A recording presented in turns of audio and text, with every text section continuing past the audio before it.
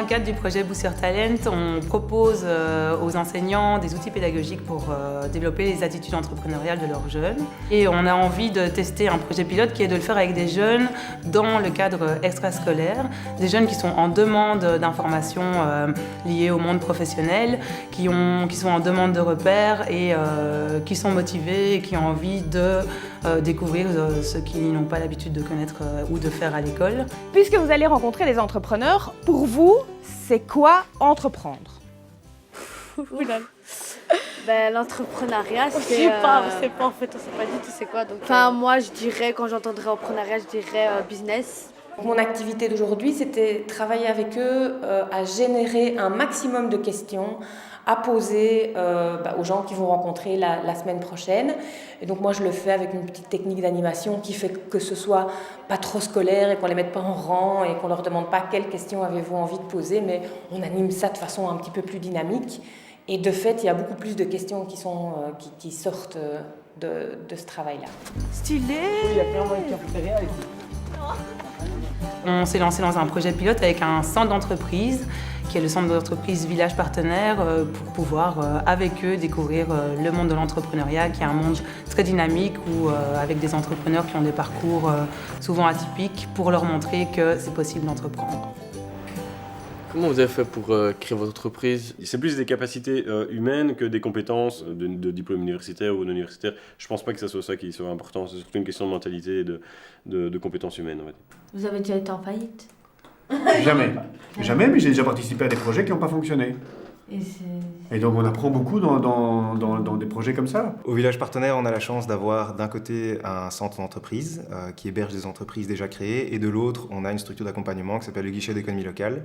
Et donc l'idée, c'était justement de faire venir des jeunes pour qu'ils puissent rencontrer à la fois des gens qui ont un projet et des gens qui ont déjà créé.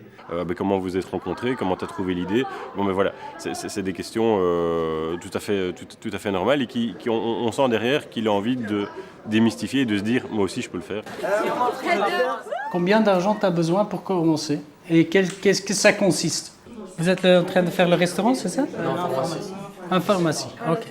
Notre spécialité à nous dans notre pharmacie, c'est qu'on va faire une pharmacie ambulante. Donc nous, on est vraiment là pour appuyer sur les conseils et pour vraiment savoir si la personne utilise bien ce médicament.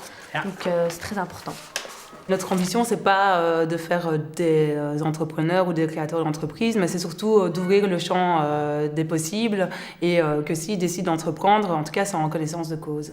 Alors, dites-moi une chose que vous avez apprise. Quand tu crées une entreprise, tu n'es pas sûr que ça va marcher. Mais si tu travailles dans une entreprise, tu es sûr que tu vas gagner ton argent à la fin du mois parce que l'entreprise, elle a déjà marché. Mais réussir une entreprise, c'est pas que gagner de l'argent. C'est quoi encore? Mais c'est aussi une réussite personnelle. C'est rêve, un but, c'est quoi? C'est son rêve? C'est se mettre un but et de réussir. C'est concrétiser ce qu'on a envie de faire depuis toujours. Moi, j'ai envie de gagner de l'argent depuis toujours. Tu fais nettoyage, tu fais de l'argent. C'est intéressant comme débat parce que personne n'a raison et tout le monde a raison. Il n'y a pas une seule voie. Il y a des gens pour qui la création, c'est important, et il y a des gens pour qui c'est pas ça.